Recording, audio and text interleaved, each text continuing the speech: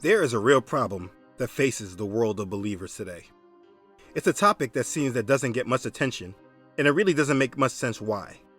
We can continually try to live better lives, follow the commandments, trying to seek a deeper relationship with the Father. But this issue always seems to poke its head out and bring separation. Now, I am a man, and what I'll be speaking on comes from a man's perspective. I don't know if women can relate to what I'm going to say, but if anything, maybe it helps you understand your husband or boyfriend better. Or maybe if you are a mother raising your own young men, maybe this helps you relate to them. The problem is lust, but in the Bible, it is really summed up as sexual immorality. And it is the problem that is a plague in the body of Messiah. And if we don't get this problem in check, it can lead to our disconnectedness with Elohim. Now, I know this for certain because this was a problem of my own. I've been married for about 10 years, but I was a ladies' man for almost double those years. This is not something I am bragging on, but sometimes people like to feel that you can't relate to them because maybe you didn't get it in like them. Let me just tell you that I can relate to most situations. So understand, what we're about to discuss comes from a man that understands the problem fully, and through the grace of Elohim, I have overcome it. And I want to pass on the advice to every man that I can. So let's jump in and get down to the subject. Just a heads up, this may not be something that you want to show your younger children yet. Only if you think that their mind may already be clouded through lust, whether they are sexually active or not. You may want to consider showing this to them. I have an 8-year-old, almost 9, and I will not be showing him this video. That's just good housekeeping I wanted to provide. So lust and sexual immorality. Let's talk about it. What is it exactly? Sexual immorality is referred to as fornication or whoredom. It means the surrendering of sexual purity, using your sexual organs to defile yourself. This normally occurs from premarital activities, but even if you are married, this can be done through the act of adultery, meaning cheating on your spouse, or masturbation, basically having a sexual situation with yourself and your thoughts. Now, there's many other things that can be included in this definition, so I suggest you stick with the beginning explanation, which is surrendering your sexual purity. Now that we know what it is, let's get clear on what Yahweh has to say about it, just so we know if this is serious or not. Here are some scriptures on the subject. Flee sexual immorality. Every sin that a man does is outside the body, but he who commits sexual immorality sins against his own body. 1 Corinthians chapter 6, verse 18. Let marriage be respected by all, and the bed be undefiled, but Elohim shall judge those who whore and are adulterers. Hebrews chapter 13, verse 4. For this is the will of Elohim, your sanctification, that you should abstain from sexual immorality, that each of you should know how to possess his own vessel in sanctification and honor, not in passion of lust, like the Gentiles who do not know Elohim. 1 Thessalonians chapter 4, verses 3 through 5. Oh, so maybe you're like, I know how to control myself. I don't actually do anything with other women. Maybe you masturbate, or you just lust for women in your mind. Yahshua says, but I say to you, that whoever looks at a woman to lust for her has already committed adultery with her in his heart. Matthew chapter 5, verse 28. Okay, so maybe you're saying, obviously he doesn't like this, but will this cause me later to not receive salvation? This is what the Bible says.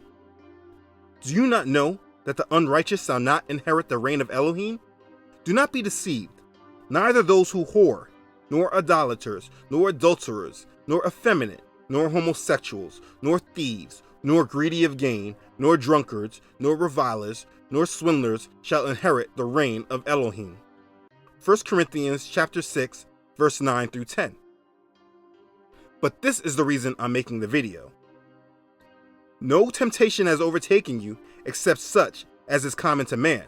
But Elohim is faithful, who will not allow you to be tempted beyond what you are able, but with the temptation will also make the way of escape that you may be able to bear it. 1 Corinthians chapter 10, verse 13. Okay, and there's a lot more, by the way. There's not a lot of confusion or ambiguity on this subject. I will put a list of the many scriptures on my website if you want to review them all further. The point I'm making is that Elohim is not pleased with lust and sexual immorality. And if you do not get control of it, you will not make it into his kingdom, even if you do follow his commandments and do everything else right. So now that we're clear, you now understand why I'm bringing it up and why I'm confused why it's something that most churches ignore. Well, I know one reason that churches aren't speaking on it, and that's because in many churches, the leadership themselves engage in sexual immorality. So it's just one of those things that people like to ignore. If you don't believe me, ask one of the musicians in your church. It can run really crazy in that music department. Okay, but let me digress. As with all sins, Satan is always petitioning against you to make you fall. The devil is always trying to prove that he can remove Elohim's people away from him. And though we can see through many of the traps that he puts in our path, this is one that always sneaks through the cracks. So we need to gain power over it. The first thing you need to understand is this number one point. If you place these thoughts and actions and wrap them in this perspective, you are making the battle much easier to fight. And that's lesson number one. Thoughts of lust and sexual immorality come from Satan, all to disconnect you from Elohim or keep you from him altogether. Most men today have a problem with submitting to Elohim's will for the number one reason that they do not want to give up women. This was not as big of a problem in the past as it is today, but you will see a rejection of Elohim because of a desire to stay trapped in sexual sins. You must understand that Satan understands how weak our flesh can be, and one of his tactics is to overload your senses that makes you crave something that you know you really shouldn't have. Think about it. That's what marketing is. I was a marketing major in college. Our job is to appeal to your senses and make you want things you never knew you wanted, or make you feel that you can't live without something. For example, I remember watching a commercial about Dr. Pepper. I wasn't really thinking about it, but they made it look so refreshing. I felt like I just needed to have it. I went and got that Dr. Pepper and realized after I drank some of it, I don't even like Dr. Pepper. That's what Satan does to us with women. We are marketed sexual immorality everywhere without us realizing that it's Satan that is bringing this to us on purpose. If you identify that when you are feeling sexual desire or lust, the feelings are something that is coming from Satan, you will be better equipped in fighting and beating him. It should sound obvious, but most of the time we feel that we have feelings just because we are men. And that, of course, is part of the truth, but the whole truth is that the problem is so big today because we are being presented sexual immorality everywhere we place our eyes. It's not just on TV and entertainment, it's everywhere in our culture. You can decide to not watch television, or not watch movies, or block out the music entertainment of today. But if you just go outside, the women themselves are marketing it to you. This was not as big of a problem in the past as it is today. Women used to be more conservative and less revealing than they are today.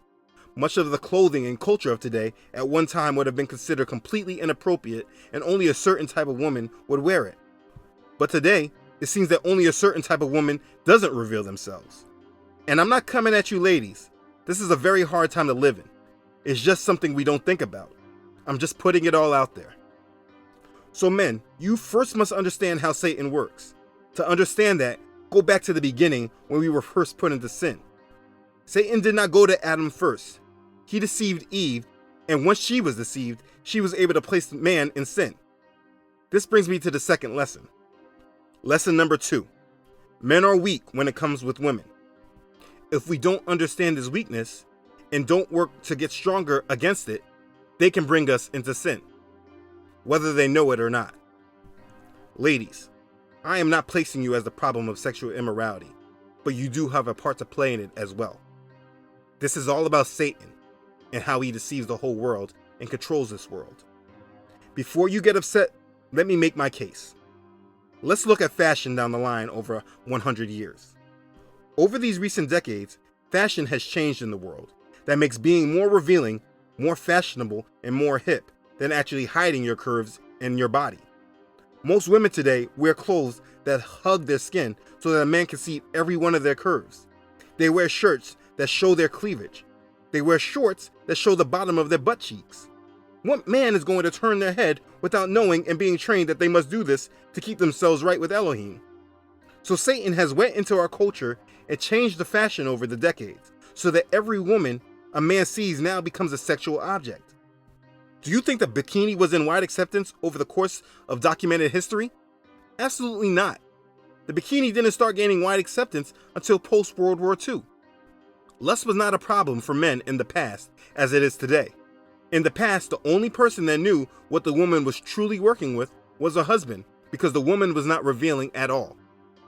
I explained all this for you to understand that this was not by accident. As this world moved further away from Elohim and moving towards Satan's New World Order under his values, the culture needed to fit with that. So when you are seeing this in women, understand lesson number 1 and combine it with lesson number 2. You will see that because men are weak when it comes to women, Satan has created a culture that feeds our weakness. This is not just in regard to their attire and clothing. Because if the attire and clothing were just as bad, but the values of women keeping their virginity were still held in esteem today, then we would just have a lot of lustful thoughts without actions. And while the thoughts are bad enough, it's the actions that really multiply the problem. Again, I keep repeating, this was not as much of an issue in the past. A woman's virginity was her honor, and her father ensured she kept it. All these changes really came about from movies and television and the removal of father figures from the home. The entertainment we all consumed gradually became more liberal, pushing the barriers every 5 years or so, creating new phenomenons, until we are now at a point where hoes are presented to us as heroes. Do you know Amber Rose has a movement called a slut walk? The mission of her slut walk is to teach that even if women dress like sluts and act like them, they still don't deserve to be raped and sexually assaulted. Of course, women shouldn't be sexually assaulted or raped, but the times we live in are now saying it's okay to dress and act like a slut. Women like Kim Kardashian, matter of fact, all of the Kardashian sisters are used to promote sexual immorality. Like I just said, Amber Rose, Cardi B, Nicki Minaj, Rihanna. Back in my time, Little Kim was as bad as it got. I remember this advertisement for an album that was everywhere in New York at the time. What teenage boy is not going to look at this? This is what I'm trying to say. This is about Satan and him pushing this culture on us. Understand, Instagram wasn't even a thing until Kim Kardashian started posing and sharing herself with the world. They have literally paid her millions to take pictures of herself. Why? Because she's really pretty? No, because she has influenced females of her generation to be just like her. And she had sisters in different age groups that tackled each different generation. So they made being pretty and sexually active now just the culture. Literally, being a hoe is now just a part of culture.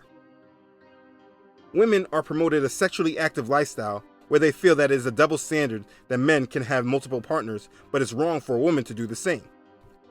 I mean, it is a double standard, don't get me wrong, but what it has promoted is a sexually active community. Understand that in the past, marriage rates were up. According to the US Census Bureau, in the 1950s, the percent of married adult males was close to 70% of the US population, meaning over 2/3 of the adult male population in the United States were married. In 2017, is now at 54%, over a 15% decline. In the black community, it's actually 39% of black male adults married. Do you know what the black married female percentage is in 2017? 32%. I mean, I can speak in great detail to this issue, but I will present it in different ways in different videos. The point I'm making is because women are no longer saving themselves, marriage rates are declining. Men were getting married to women early in their lives because they knew that that was the only way they were going to be able to get sexual relations with her. That was a big motivator along with the desire to start a family. But men wanted to have sex, obviously. So if they knew they needed to marry the woman to have sex, they did what they had to do.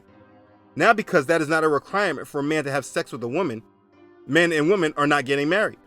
And on top of that, women are today more upfront about just wanting men for sex than any time before. It's really dangerous. Back in the day, men used to use women for sex, but it's now reversed. Women are using men for sex. You don't think Satan was involved with this? You don't think this women's liberation and slut walk campaigns are not specifically geared towards creating an overly sexual environment? This brings me to lessons 3 and 4. Lesson number 3. If you're not looking at it through the right perspective, you will not be able to see the trap Satan has set for you. And lesson number 4. The easier it is for you to get, the worse it actually is for you. There's obviously more to this problem than I can present in one video, but I'm bringing the most important points to the forefront. Which brings me to entertainment. Lesson number 5. If your entertainment contains sexual immorality, you will engage in sexual immorality. If you are watching sexually explicit content, it makes you think about having sex. If you are listening to sexually explicit songs, it makes you think about having sex. If you're watching a music video and it has sexually explicit video along with sexually explicit audio content, you are done for. I'm not even kidding. Understand that television producers and record execs aren't looking for actors and actresses, singers and rappers that promote a wholesome, righteous lifestyle. They have created this content for the specific purpose of giving us immorality everywhere we turn. I keep bringing up the past because I think it is a good illustration of how far things have gone. In the past, our television shows, music, and movies were not able to show sexually explicit content. Today, it is completely acceptable. I was scrolling through television channels recently, and that movie Straight Outta Compton was on television. It was on cable. I was like, oh, I never seen this. Let me see what's in it. It's on cable, so at least a lot of the vulgarity will not be shown. Literally, the next scene, they were in a hotel room, and a girl was giving the guy oral sex. But this was on cable television. In the past, they wouldn't even show this on HBO, but they are now putting it on regular cable. Oh, this world is fallen. My point is that the content and entertainment of today also is promoting sexual immorality and lust. If you have a habit of watching these things, you have been promoted a tolerance to sexual immorality. When you add that with easy men and easy women, you live in a completely sexually immoral society that will destroy you. So listen, I think I've illustrated the problem well. I mean, I could easily talk about this for hours and not scratch the surface. But if you live in this world, you should be able to identify the problems just like I just said. The best thing to do, really, to understand things is just to review the past. Look at the past behaviors and what was acceptable to society at the time. Then look at marriage and divorce rates. Look at the number of two-parent households. I've taken down a lot of statistics from the US Census Bureau that you can review to see the societal decline in values. Sexual immorality is a plague that really is a big part of why our values have declined. There's even more I can add to this problem of sexual immorality because the effects of this problem really cut through our society. I mean, I don't even like going out as a family sometimes, and I get a lot of anxiety knowing we're going places because I know that my sons are going to be marketed sex consistently, and I ask myself, are they strong enough to deal with it? They definitely won't be if I ignore it like it's not an issue, but also if they don't understand these lesson points. I'll list them one more time. Lesson number 1. Thoughts of lust and sexual immorality come from Satan, all to disconnect you from Elohim or keep you from him altogether. Lesson number 2. You will see that because men are weak when it comes to women, Satan has created a culture that feeds our weaknesses. Lesson number 3. If you are not looking at it through the right perspective, you will not be able to see the traps Satan has set for you. Lesson number 4. The easier it is for you to get, the worse it actually is for you. Lesson number 5. If your entertainment contains sexual immorality, you will engage in sexual immorality. But now that you know there's a problem, the question now is, what do I do now? Listen, I would never leave you hanging like that, waiting for the answer to this major problem, because it's a real big issue. The next video, I'm going over the solutions of what you can do about it. I just needed you to see that Satan has his hands over all this. You needed to understand the problem. Sexual immorality is not just a problem today because our flesh is weak. It's a problem because Satan knows our flesh is weak and he is creating an environment for you to exploit your weaknesses. It's as if you were Superman and you live in a world surrounded by kryptonite. If you do not completely get that, then you will not be able to properly protect yourself. I hope I illustrated this for you. Now go to the next video and see what it is you can do about it. I hope this understanding of the problem helped you. If it did, please like it and share it with others that you may feel needs to understand this. If you haven't subscribed to my channel yet, please do so today. Don't forget to follow me on Facebook and Instagram. I hope this is helping you. Please click video part 2 to get the solutions to the problems I just presented. Thanks for watching. I love you all.